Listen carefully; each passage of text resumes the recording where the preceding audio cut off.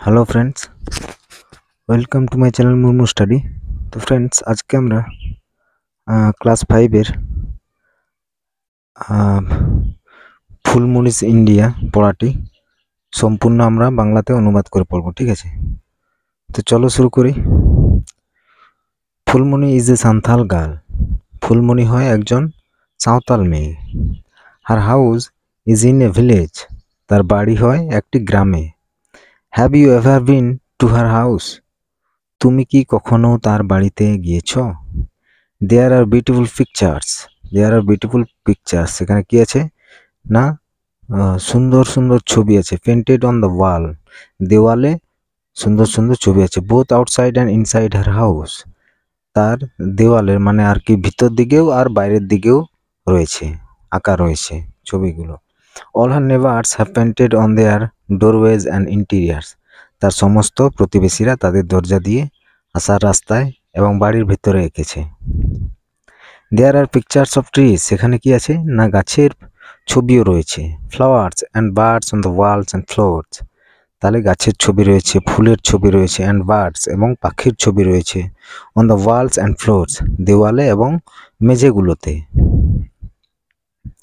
Phulmoni like her elders loves to paint on the mud walls. তাহলে Phulmoni like her elders, Phulmoni পছন্দ করে তার বড়দেরকে। Loves to paint on the mud walls, কাদার দেওয়ালে আঁকতে ভালোবাসে। তাহলে ফুলমণি তার বড়দের মতো কাদার দেওয়ালে আঁকতে ভালোবাসে। সি ইউজেস মেনি কালার, সে অনেক রকমের বা অনেক ধরনের রং ব্যবহার করে। Her teachers told her that even in ancient India people use to paint inside the caves and on the rocks of hills. তাহলে তার শিক্ষকরা তাকে বলেছিলেন, কি বলেছিলেন, যে এমনকি প্রাচীন ভারতেও লোকেরা গুহাগুলির ভিতরে এবং পাহাড়ের পাথরে আঁকত। The rock paintings of Bhimbetka are more than 20,000 years old. তাহলে রক পেন্টিং মানে পাথরের যে পেন্টিং অফ ভীমবেটকা, তাহলে ভীমবেটকার যে পাথরের পেন্টিং আর মোর দেন মানে বেশি, 20,000 ইয়ার্স ওল্ড মানে 20,000 মানে 20,000 বছরেরও বেশি পুরনো আর কি। They are red, white, green or yellow in colour. তাহলে এগুলি লাল, সাদা, সবুজ এবং yellow in colour. Phulmoni has never been to Bhimbetka to see the rock painting of ancient men. তাহলে ফুলমণি প্রাচীন পুরুষদের রক পেন্টিংগুলি বা পাথরের পেন্টিংগুলি দেখতে ভীমবেটকা কখনো আসেনি।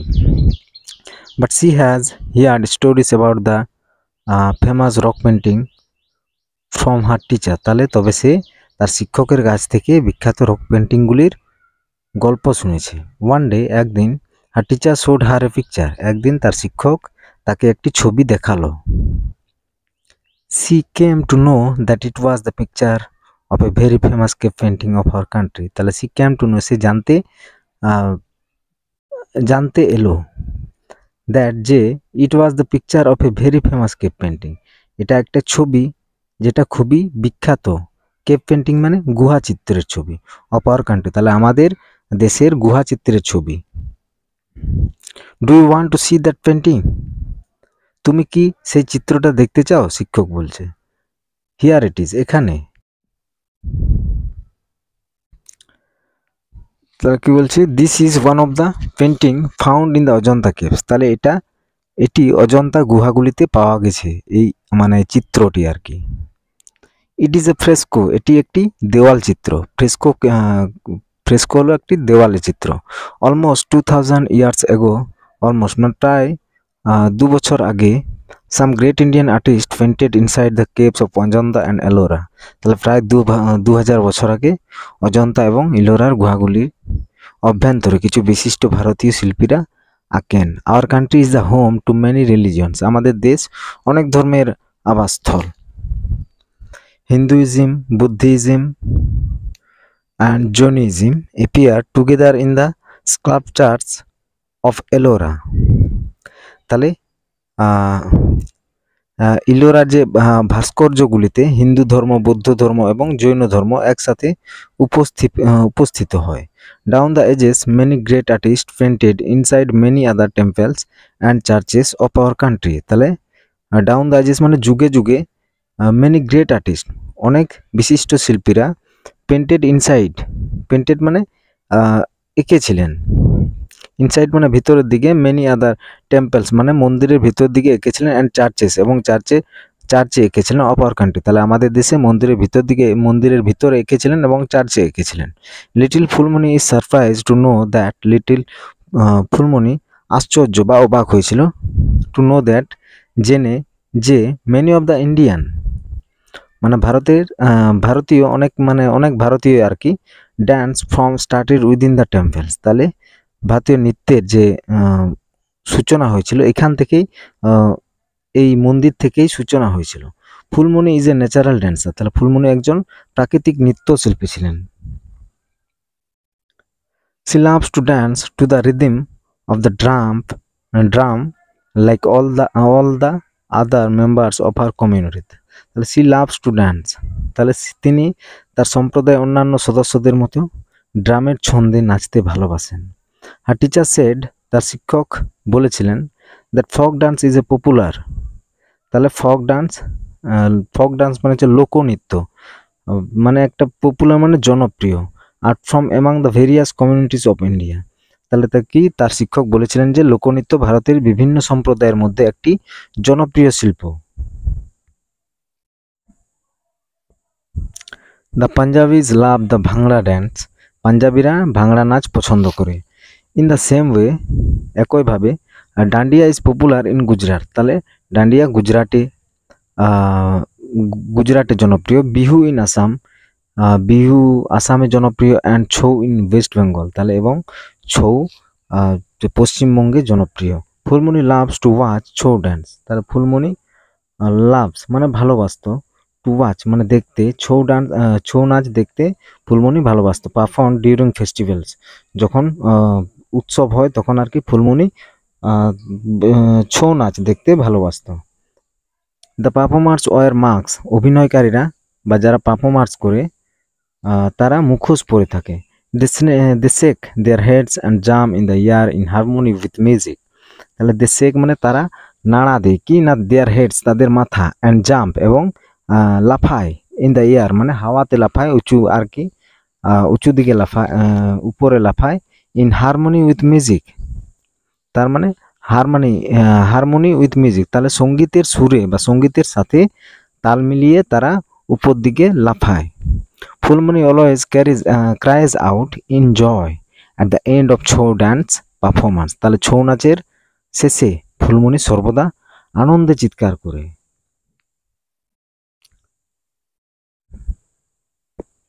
এবার পরের পেজটা দেখো। Last Sunday little Phulmoni went to see jatra with her parents, তাহলে লাস্ট সানডে গত রবিবার লিটিল ফুলমণি ছোট্ট ফুলমণি ওয়েন্ট টু সি মানে দেখতে গিয়েছিল এই যাত্রা মানে একটি যাত্রা দেখতে গিয়েছিল, উইথ হার প্যারেন্টস তার বাবা মায়ের সাথে। ফুলমণি ওয়াজ থ্রিলড টু সি দ্য যাত্রা, তার ফুলমণি যাত্রা দেখে রোমাঞ্চিত হয়েছিল। The next day when she narrated the story of the performance to the class, the next day মানে পরের দিন, হোয়েন সি ন্যারেটেড যখন সে ক্লাসে গল্পটি বর্ণনা করেছিল, performance to the class, her teacher said that, তার শিক্ষক বলেছিলেন যে jatra is actually a kind of folk theatre, তাহলে এক প্রকার যাত্রা হলো আসলে এক প্রকার লোকনাট্য। This kind of theatre is performed under different names in different parts of our country, তাহলে এই জাতীয় নাটক আমাদের দেশের বিভিন্ন অঞ্চলে বিভিন্ন নামে পরিবেশিত হয়। ইট ইজ কল্ড তামাশা ইন মহারাষ্ট্র, এটা মহারাষ্ট্রতে কি না তামাশা নামে পরিচিত। নোটাঙ্কি ইন নর্থ ইন্ডিয়া, এবং উত্তর ভারতে নোটাঙ্কি নামে পরিচিত। অ্যান্ড যাত্রা ইন বেঙ্গল, এবং যাত্রা এই ওয়েস্ট বেঙ্গলে পরিচিত। Most of this folk theatres are based on mythological incidents or character, তাহলে এই লোকনাট্যগুলির বেশিরভাগই পৌরাণিক ঘটনা বা চরিত্রগুলির উপর ভিত্তি করে। India has a rich heritage of classical dance, তাহলে ইন্ডিয়া হ্যাজ এ রিচ, তাহলে ধ্রুপদী নৃত্যের ভারতে সমৃদ্ধ ঐতিহ্য রয়েছে। There are many classical dance forms, এখানে অনেক ধ্রুপদী নৃত্যের বিন্যাস রয়েছে বা ধরন রয়েছে। And each deals with some mythological narrative, এবং প্রত্যেকটি কিছু পৌরাণিক একখান নিয়ে কাজ করে। The dancers wear colourful dresses, যারা নাচ করে আর কি নৃত্যশিল্পীরা রঙিন পোশাক পরে থাকে। And dance in harmony with music, এবং সঙ্গীতের সাথে তাল মিলিয়ে নাচ করে। ড্রামাটিক্স is an essential part of the Indian classical dance tradition, তাহলে ড্রামাটিক্স নাটকীয়তা ইজ অ্যান এসেন্সিয়াল, তাহলে ভারতীয় শাস্ত্রীয় নৃত্যের ঐতিহ্যের একটি প্রয়োজনীয় অঙ্গ। Kathak is a dance of north India, তাহলে উত্তর ভারতে নাচ হলো কথক নাচ। While Bharatanatyam, Mohiniyattam, Kuchipudi and Kathakali are all from south India, তাহলে যেখানে ভারতনাট্যম, মোহিনীঅট্টম, কুচিপুড়ি এবং কথাকলি সকলেই এইসব ডান্স কোথাকার না দক্ষিণ ভারতের। Manipuri and Odissi dance forms of eastern India, তাহলে মণিপুরি এবং ওড়িশি নৃত্য বা নাচ পূর্ব ভারতের নাচ। Such a wide variety of dance forms cannot be found anywhere else in the world, তাহলে এই জাতীয় বিস্তৃত নৃত্যের রূপগুলি বিশ্বের কোথাও খুঁজে পাওয়া যায় না। Dance and music have always been integral to the Indian culture, তাহলে নাচ এবং সঙ্গীত সবসময় ভারতীয় সংস্কৃতিতে অবিচ্ছেদ্য রয়েছে বা অবিচ্ছেদ্য হয়েছে। Phulmoni has a sweet voice, তাহলে ফুলমণির একটা মধুর কণ্ঠস্বর আছে। She believes that she can sing in harmony with musical instruments like sitar, tabla, sarangi, drum and so on, তাহলে she believes মানে সে বিশ্বাস করে, that যে she can sing, সে গান করতে পারে, in harmony with musical instruments, সে গান করতে পারে হারমোনি মানে সেতার, তবলা,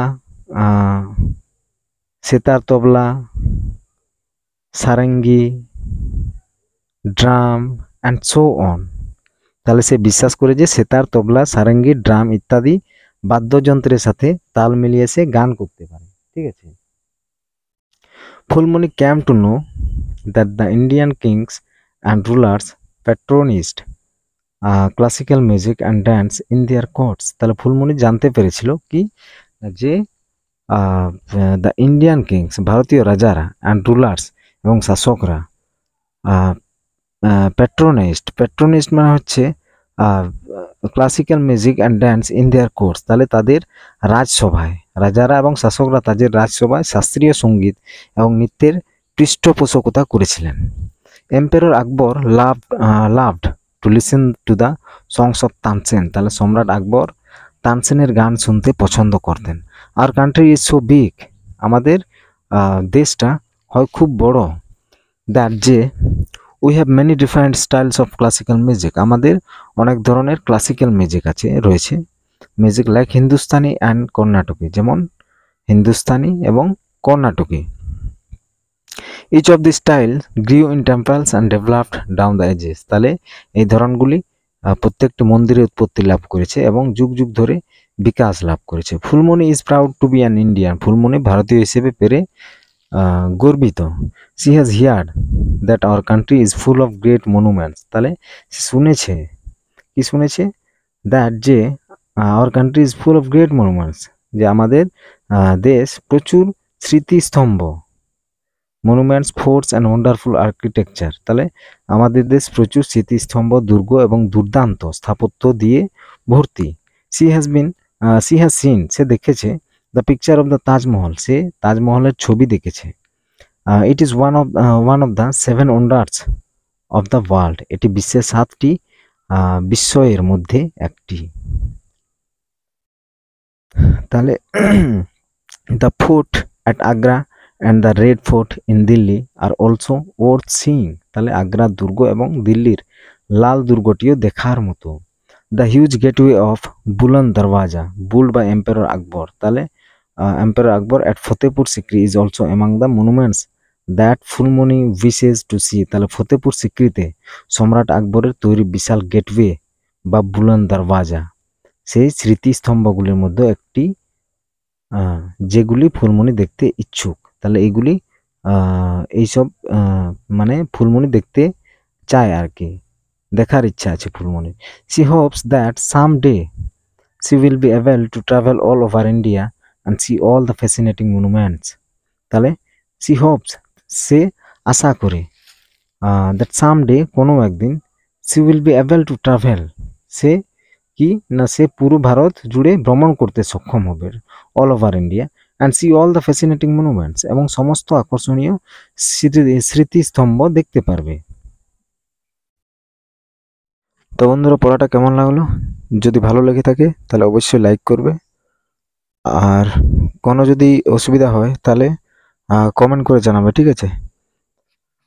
আর হ্যাঁ, আর সবাইকে ধন্যবাদ ভিডিওটি দেখার জন্য।